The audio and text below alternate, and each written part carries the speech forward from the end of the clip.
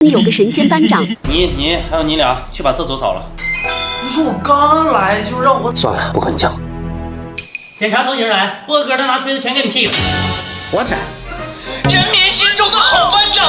那个，咱收个班费，安个监控啊。不是，这也太受虐倾向了吧！哎，都别说话了，监控提醒我老师来了。监控老师啊！咱班表现的真好，下节课去操场自由活动。有家守关全是老师身上了。我宣布，班长董波儿撤了。